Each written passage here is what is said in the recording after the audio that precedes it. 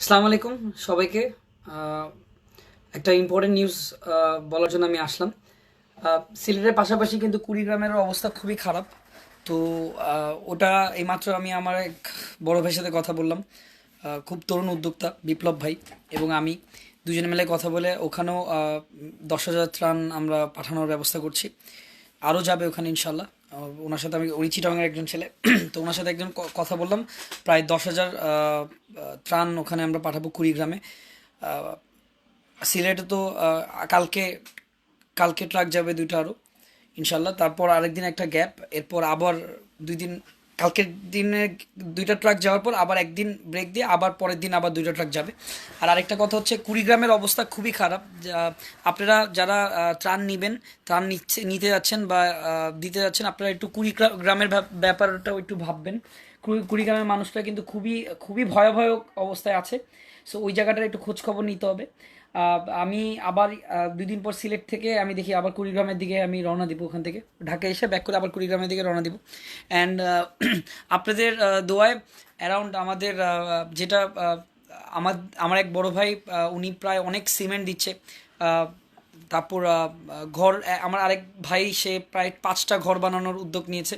এবং আপনারা সবাই মিলে অ্যারাউন্ড এখন পর্যন্ত বিকাশ আর ব্যাংক অ্যাকাউন্ট বলেন, সেখানে প্রায় 8 লাখ টাকার মতো উঠে গেছে আলহামদুলিল্লাহ। মানে এটা হলো জাস্ট 6 ঘন্টা, 6 থেকে 7 ঘন্টার মধ্যে আর কি। তো এগুলা সব ইনশাল্লাহ আমি বলছি, যেটা আফটার এফেক্টে যেটা প্রবলেম হচ্ছে, আফটার এফেক্টে যেই ঝামেলাটা হচ্ছে, যে মানুষের ঘর বাড়ি মসজিদ এবং স্কুল এগুলো করে দেওয়ারই চেষ্টা করব। 120টার উদ্যোগ নিয়েছি, যতটুকু আল্লাহ তৌফিক দেয়, যতটুকু চেষ্টা, যতটুকু ভালোবাসা আপনাদের আছে, যতটুকু মানুষের দোয়া আছে, আমি চেষ্টা করবো 100% পর্যন্ত। বাট একটা ইম্পর্টেন্ট নিউজ, কুড়িগ্রামটার দিকে আপনারা সবাই একটু লক্ষ্য করবেন। আপনাদের যদি ত্রাণ সিলেটেও কিছু পাঠান, আপনারা একটু কুড়িগ্রামের দিকে একটু নজর দিবেন। ওখানের অবস্থাও কিন্তু ভালো না। কিশোরগঞ্জের মানুষের অনেক বিপদে আছে। এই যে এক্স্যাক্টলি কিশোরগঞ্জ কুড়িগ্রাম এগুলোতে, এটা আমি হঠাৎ করে আমি মানে আমি আমার আশেপাশে, আমি আমার সোর্স যতটুক চেষ্টা করতেছি, আমার আশেপাশের মানুষ, আমার বন্ধু বান্ধব, আমার বাবাকেও আমি বললাম, আমি পাপারে বললাম, পাপা আমার আরও হেল্প লাগবে, কারণ আমি কতক্ষণ করব, আমি করতেছি, আমি যতটুকু পারি, আপনারা টেনশন করবেন না, আমি চেষ্টা করে যাচ্ছি। এবং আমার যত ভাই এবং বোনেরা কাজ করছেন ফিল্ডে, তারাও চেষ্টা করে যাচ্ছেন। কিন্তু আমি স্পেশালি কুড়িগ্রাম এবং এই যে কুড়িগ্রামের সাইডে একজন, দাঁড়ান না, আমি বলি ব্রো, অনেক জায়গায় ত্রাণ যায় নাই, ওইদিকে খোঁজ রাখেন। আমি 100% খোঁজ রাখতেছি। এখন আমি এমন হয়তো, আমি যদি সিলেটের ছেলে হইতাম, আমার যদি নামগুলো মুখস্থ থাকতাম, বা আমি যদি ওই পরিস্থিতিতে থাকতে পারতাম, বুঝতে পারতাম। আমি যতটুক বুঝতে পারি, এবং আমি যখন ওখানে ছিলাম, আমি এমন এমন জায়গায়ও কিন্তু গিয়েছি যেখানে ত্রাণ যায়নি। আমি চেষ্টা করতেছি 100%। কিন্তু এখন একটা ইম্পর্টেন্ট নিউজ, কুড়িগ্রামের ওই সাইডটার কিন্তু অবস্থা খুবই খারাপ। কিশোরগঞ্জ, কুড়িগ্রাম, এইসব সাইডের আপনারা যারা যারা এখন ত্রাণের উদ্যোগ নিচ্ছেন যে আপনারা দিবেন, আপনারা একটু কুড়িগ্রাম এবং কিশোরগঞ্জ এইসব সাইডের মাথায় রেখে ওখানেও কিছু পাঠান, সিলেটেও কিছু পাঠান। অবশ্যই কুড়িগ্রাম, কিশোরগঞ্জ এইসব সাইডে একটু পাঠানোর ব্যবস্থা করেন প্লিজ, এটা একটা অনুরোধ। আমি আমি আমার বেস্টটা দিব, আমি আমার 100%টা দিব, আপনারা কেউ টেনশন করবেন না। আর যেটা বিকাশ নাম্বার আছে, আমি বিকাশের সাথে কথা বলে নিব না, যাতে ওইটা একটা লিমিট থাকে, যে লিমিটের শেষ হয়ে গেলে যে ঝামেলাটা হয় সামথিং, আমি আসলে এত না। আর অ্যাকাউন্ট নাম্বার এই এই লাইভে শেষে উপরে দেওয়া থাকবে, আর বিকাশ নাম্বারও দেওয়া থাকবে। আপনারা অন্য কোনো পেজে বা অন্য কোনো আপনারা টাকা পাঠাবেন না কোনো মাধ্যম। এবং আমি কালকেও মাই টিভি টেলিভিশনে বসবো, আপনাদের যারা যারা হেল্প করতে আসতে চান, যে কোনো কিছু নিয়ে আমি ইনশাল্লাহ ওইটা পৌঁছায় দেওয়ার চেষ্টা করব। সেটা যে কোনো কিছু হোক, টিন হোক, বালি হোক, বা টাকা হোক, বা খাবার হোক, এনিথিং, এনিথিং, এনিথিং। আমি কালকে দুপুর 2টা থেকে রাত 10টা পর্যন্ত আমি মাই টিভিতে থাকবো।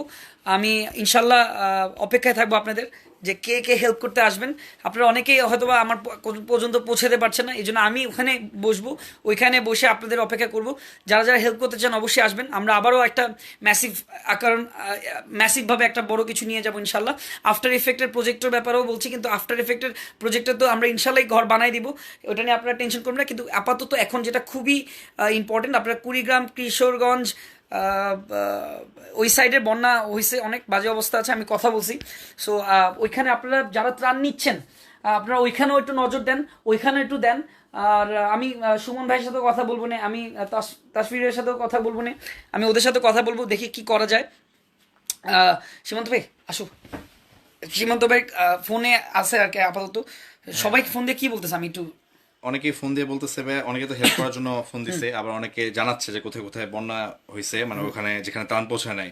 যেমন একটু আগে জগন্নাথপুর একটা জায়গা আছে, ওখানে একটা গ্রামের নাম বলছে, ওই গ্রামের নামটা আমি মেসেজে পাঠাইতে বলছি, ওইখানে নাকি এখন পর্যন্ত ত্রাণ পৌঁছায় নাই, ওখানে নাকি মানুষজন এখন চালের উপরে আছে।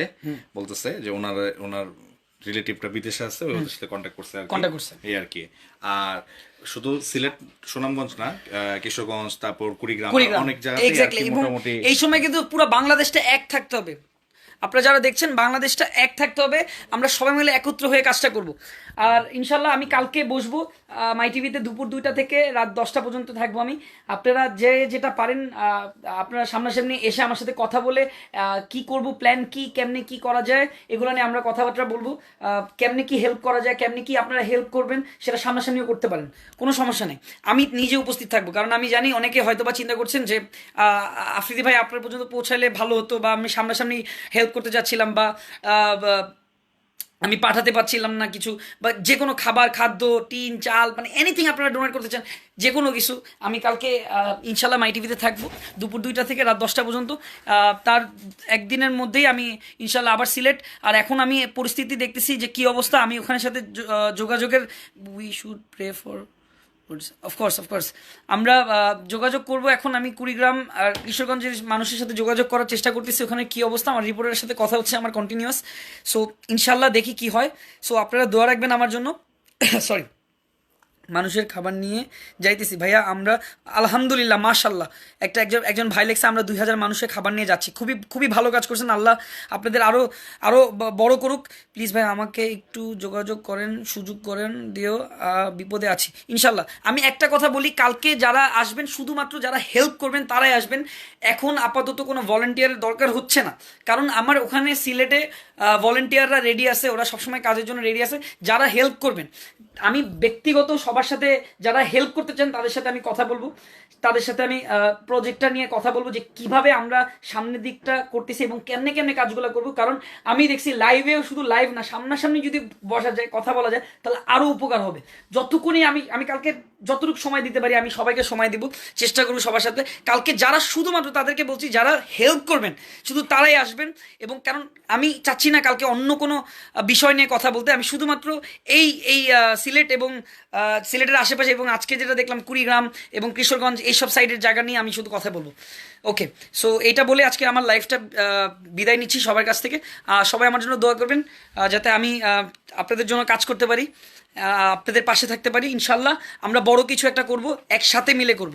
সবাই ভালো থাকবেন, সুস্থ থাকবেন, আল্লাহ হাফেজ।